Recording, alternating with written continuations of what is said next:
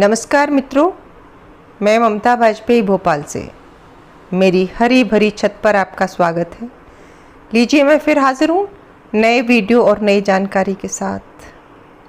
आप देख रहे हैं इंडियन टेरेस गार्डनिंग आर्ट। और चलिए आज बात कर लेते हैं अप्रैल में उगाई जाने वाली सब्जियों के बारे में। तो इसमें सबसे पहला नाम आता है बैगन। बैगन एक ऐसी सब्जी है जो हर परिस्थिति में आसानी से उग जाती है। कड़ाके की ठंड और भीषण गर्मी छोड़कर इसे हम पूरे साल उगा सकते हैं। इसकी मिट्टी की बात करें तो इसमें 30% तो गोबर खाद या वर्मी कंपोस्ट या कि किचन कंपोस्ट, तीनों मिला के 30% अगर डालेंगे तो ये आसानी से हो जाएगा। और बोने के बाद, पौध ट्रांसप्लांट करने के बाद 50 से 55 दिन में हमें इसमें फलवार मिलने लगती है। और ये सबसे आसानी से उगाई जाने वाली सब्जी है। बहुत ज़्यादा रोग भी इसमें नहीं आते। दूसरी सब्जी की बात करें तो ये लाल भाजी आप सामने देख रहे हैं, और ये गर्मी में उगाई जाने वाली भाजी है। आपके पास अगर क्यारी नहीं है तो देखिए, छोटे से कंटेनर में भी ये आसानी से उग जाती है। भाजी की मिट्टी की बात करें तो भाजियों को, ये लोग हैवी फीडर होती हैं, इनको खाद अधिक लगती है, तो भाजी की मिट्टी में आप 50% खाद डालें। और सनलाइट कंडीशन की बात करें तो जैसे बैंगन को तो मैं बताना भूल गई, फुल सनलाइट चाहिए होती है, लेकिन लाल भाजी को अगर थोड़ी शेड भी होगी, सेमी शेड में भी हो जाएगी, बल्कि ग्रीन नेट के नीचे अच्छी होगी, बाकी सनलाइट में भी हो जाती, दोनों कंडीशन में ये हो जाएगी। और इसकी फसल की बात करें तो ये भी 45 से 50 दिन के अंदर हमें इसकी फसल मिलने लगती है, और हम 2 से 3 बार इसकी कटाई कर सकते हैं। तो आप ज़रूर लगाएं लाल भाजी। और अगली सब्जी है पालक और धनिया। ये दोनों सब्जियां भी आप बो सकते हैं। मिट्टी की बात करूं तो जैसे मैंने लाल भाजी की बताई थी, भाजी वर्गीय सारी सब्जियों के लिए मिट्टी में गोबर की खाद अधिक मात्रा में चाहिए। क्योंकि भाजियों को पानी बहुत लगता है, तो आप इसकी मिट्टी में कोकोपीट भी मिला सकते हैं, ताकि मॉइस्चर होल्ड करने की कैपेसिटी बढ़ जाए। इनको हम ग्रीन नेट के नीचे भी रखेंगे तो अच्छा है। बस इतना ही मैनेज करना है कि टेम्परेचर थोड़ा कंट्रोल करना है, मिट्टी को ऐसा बनाना है कि वो देर तक मॉइस्चर होल्ड कर ले। और जब इनको हम बोते हैं तो धनिया हमारा सबसे लेट जर्मिनेट होता है, पालक जल्दी हो जाती है, बहुत जल्दी हो जाती है, 4 से 5 दिन में अच्छे से अकुरा जाती है। धनिया कम से कम 10 दिन लगते हैं, और मौसम के हिसाब से थोड़ा बहुत ज़्यादा भी लग सकता है। और धनिया की बात है तो धनिया भी 45 से 50 दिन में हार्वेस्ट के लिए तैयार हो जाता है, और पालक भी ठीक इसी तरह। इनको हम बीच बीच में जितनी भी भाजियां हैं उनको लिक्विड मैन्योर ज़रूर देते हैं, उससे इनका हरा भरापन रहता है, ग्रोथ भी अच्छी फास्ट होती है। आगे फिर आ जाती हैं बेल वर्गीय सब्जियां। तो लौकी,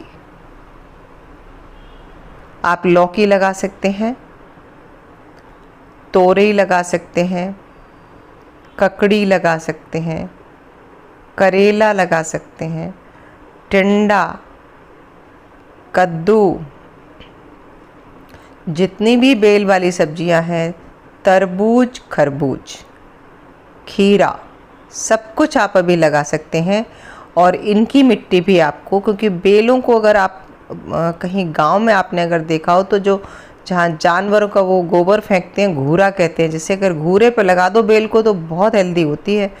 तो इसकी मिट्टी भी आप 50% खाद अगर रखेंगे तो बहुत अच्छी रहेगी। और ये भी हमें जल्दी, ये ज़्यादातर जो सब्जियां होती हैं 3 महीने के अंदर तो फसल दे ही देती हैं। तापमान के हिसाब से थोड़ा बहुत या केयर के हिसाब से थोड़ा बहुत आगे पीछे हो सकता है। और एक ख़ास टिप कि ये जो भी बेल वर्गीय सब्जियां हैं इनकी हाइब्रिड के बीज ही इस्तेमाल करें। गर्मी में देसी बीज आपको नहीं चलेगा। हाइब्रिड में क्या होता है, बेल छोटी होती है तभी से फलवार आने लगती है और हमें जल्दी ही फल मिलने लगता है। तो आप करेला लगा दें, कद्दू लगा दें, सभी बेल वर्गीय सब्जियां आप लगा सकते हैं।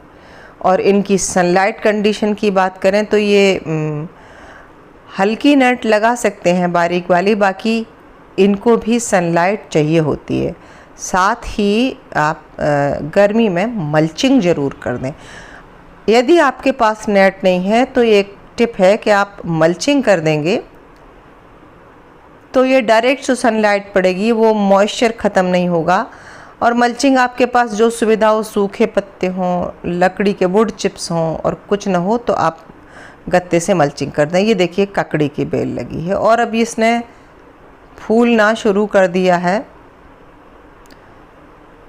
15 से 20 दिन के अंदर इसमें फ्रूटिंग हो जाना चाहिए, ऐसा मेरा मानना है। जहाँ तक इनमें रोगों की बात है तो लीफ माइनर आता है, कभी कभी माऊ का भी अटैक होता है, तो वो आप फिर नीम ऑयल छिड़कते रहें, वही उतना ही काफ़ी है। अगली सब्जी है मिर्च। अभी आप मिर्च भी लगा सकते हैं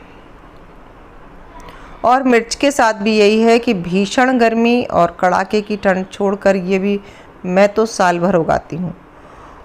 और जो मिर्च हमारी पक के झड़ जाती हैं उसमें से भी जो नए पौधे उगाते हैं वो बहुत अच्छे सर्वाइव करते हैं। मेरे तो ये सारे पौधे लगभग वही हैं। तो कुछ इसमें छोटे हैं, कुछ अभी फल रहे हैं, फूल रहे हैं। और इसमें वैसे रोग आता है, मरोड़िया रोग आता है और उस पर फिर कभी बात करेंगे। उसके लिए देसी उसमें छाछ को खट्टा करके और उसमें तांबा डाल के स्प्रे किया जाता है तो मरोड़िया रोग से इनकी बचाव हो जाता है। मिट्टी की बात करें तो जो बैंगन के लिए तैयार की थी, मिर्च के लिए भी वही मिट्टी लग जाएगी। मिर्च को फुल सनलाइट चाहिए, छाया में, सेमी शेड में मिर्च नहीं होती। मैं तो नेट के नीचे भी नहीं रखती मिर्च को, नेट के बाहर हमारी मिर्च रखी है।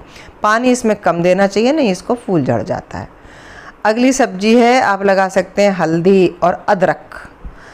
जब हल्दी लगती है, हल्दी अप्रैल अंत तक लग जाएगी, अदरक मई में लग जाएगा। तो आप तैयारी अभी से करके रख सकते हैं, अभी भी लगा सकते हैं और मई में भी। और ये है आपका करेला। ये देखिए छोटे छोटे पौधे हैं, दूसरी तरफ बड़ी बेल भी है। तो हमेशा सब्जियां किस्तों में लगाएं। तो अभी करेला लग जाएगा, टमाटर लग जाएंगे, बैगन की और छोटी पौध लग जाएगी, भले ही फलने वाले भी अभी लग रहे हैं। और टमाटर तो अगर ये आप अभी लगा देंगे तो आपको ये गर्मी में, जबकि टमाटर बहुत महंगा होता है, तभी आपको फसल देंगे। और ये भिंडी नेट के नीचे नहीं होगी, भिंडी खुले उसमें रखेंगे तो आपकी भिंडी की अच्छी फसल आएगी। जब हम खुले में रखते हैं, नेट के नीचे नहीं रखते हैं, तब मल्चिंग ज़रूर करना चाहिए। तो उम्मीद है वीडियो अच्छा लगा होगा। अच्छा लगा हो तो लाइक करें, शेयर करें और सब्सक्राइब तो प्लीज़ कर ही लें। मिलते हैं अगले वीडियो में। नमस्कार।